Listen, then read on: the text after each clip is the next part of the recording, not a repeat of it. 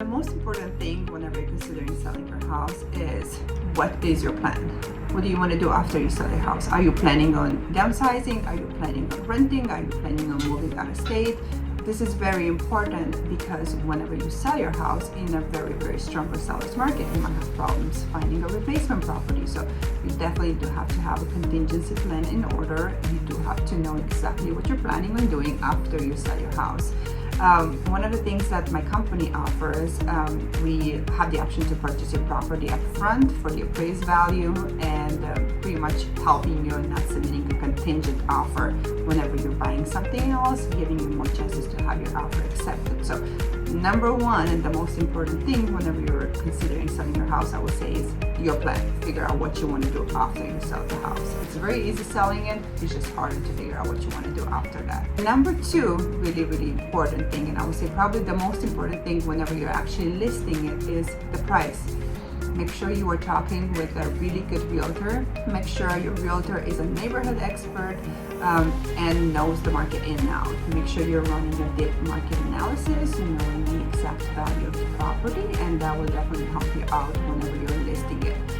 The worst thing an agent can do and the worst thing a seller can do in these days is overpricing the property, which you're pretty much putting yourself at risk of having the property listed for over 2 weeks. At that point, you're opening the door for some low offers, and that's definitely not ideal. And I see that happening a lot in this market as well. So make sure you do not overprice your house. Make sure you know exactly how much it's worth. With that said, I'm a huge fan of maybe pricing it a little bit undervalued just to attract as much traffic as possible and increase our chances into going into a bidding war and a multiple offer situation. With that said, not so much under asking, you're cutting yourself short with that as well. So make sure you know your market and make sure you know your price. Number three, make sure you prepare your house for sale. Now in this market, I don't necessarily encourage my clients to do major renovations to the property, especially when everything sells, but I always encourage my clients to make sure that the house is move-in ready whenever they sell. With that said, I always encourage, make sure you're painting it, cleaning it, decluttering, maybe even changing up the floors. That is such a small investment, doesn't take that much time, and it will definitely increase the value of the property and also increase your marketability of the property. So make sure you get it ready. I always also get an inspector before we're listing the property. Make sure we know everything that's wrong with the property, repairing it, and this will save you a lot of money whenever you're in escrow and you have to pretty much go through the inspection process with your buyer. So make sure you are prepared. Another thing that I always encourage is take all the personal belongings out of the house. You do want to make sure that your property is as neutral as possible and you will appeal to a wide variety of buyers. I'm sure I will love your photos and everything that you have personalized, but a lot of buyers might not, so it's probably better to just completely take it out. A very, very important thing is still marketing.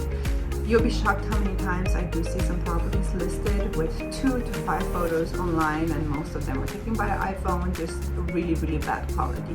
You still want to make sure that your house is showcased in the best light possible and also increase the traffic of the people coming to see your property. So I always say marketing is very important. Make sure you are hiring a really good agent and make sure your agent is an expert at that. So still market it and still do it right, even if it's 2022 when everything sells.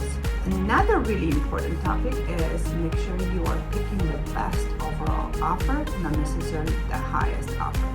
In this market, you will see so many people are desperate and so many people are submitting offers hundreds of thousands of dollars over asking whenever you know that in case something falls to the crack, they will not be able to close. Like, the property will not appraise, they don't have the difference in cash to submit it so you can close the loan. At the end of the day, the bank will only loan for whatever the property appraises for, and if they don't have the difference in cash to cover it, ultimately they will not be able to purchase a house.